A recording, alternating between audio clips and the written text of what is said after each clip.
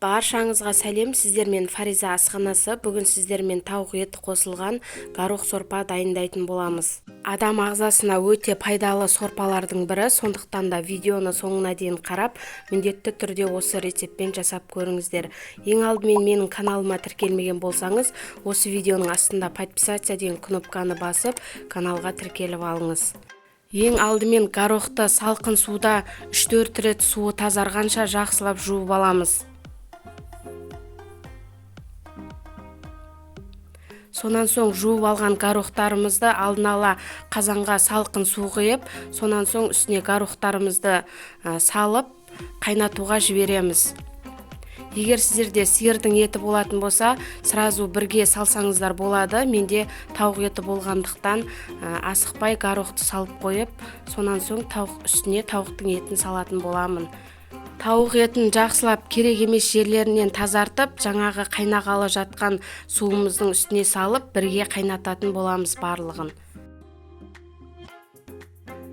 Мінекей біздің сорпамыз қайнап шықты. Осындай көбіктер пайда болады.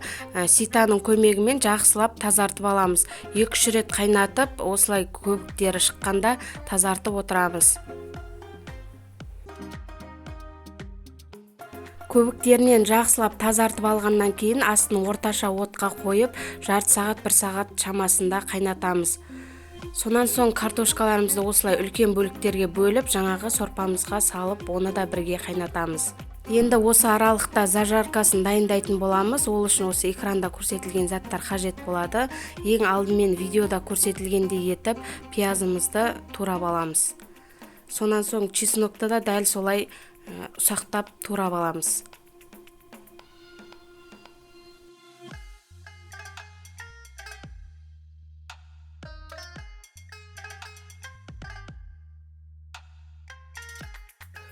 Укропты да өте ұсақ етіп турап аламыз.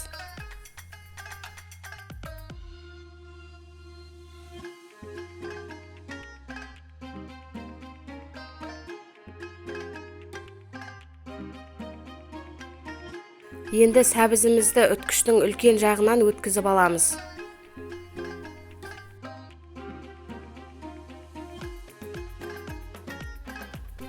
Мінекей зажаркамызға керекті заттардың барлығын турап дайындап алдық. Енді біздің сорпамыз көріп тұрғандарыңыздай езіліп өте жақсы пісіп тұр. Картошкасы да езіліп өте жақсы пісті. Енді осы сорпадан еттерімізді ажыратып аламыз.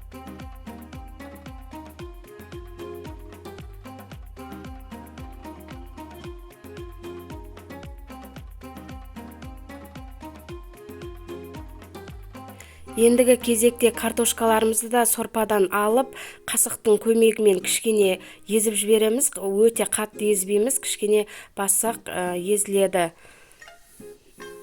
Міне дәл видеода көрсетілгендей етіп, езіп қайтадан сорпаға салатын боламыз.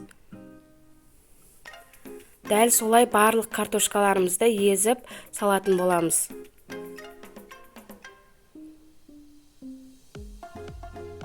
Картошкаларымыздың барлығын езіп алдық. Бізде сорпа дәл осылай болады. Енді зажаркасын дайындайтын боламыз. Ең алдымен қызып тұрған майға пиязымызды салып, жақсылап қуырамыз.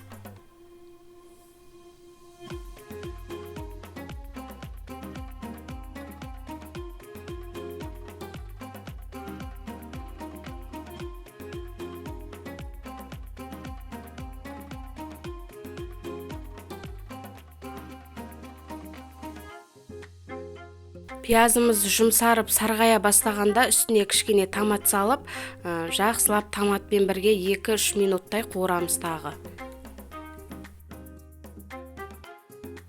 Сонан соң жаңа үткіштен өткізілген сәбізімізді салып, тағы да 2-3 минуттай қуырамыз.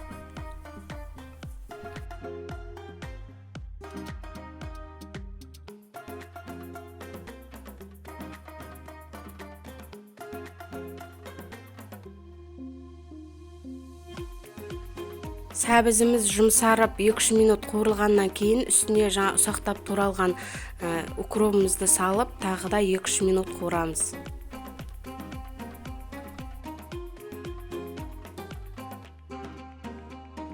Енді осы дайын болған зажаркамызды жаңағы сорпаға қосатын боламыз.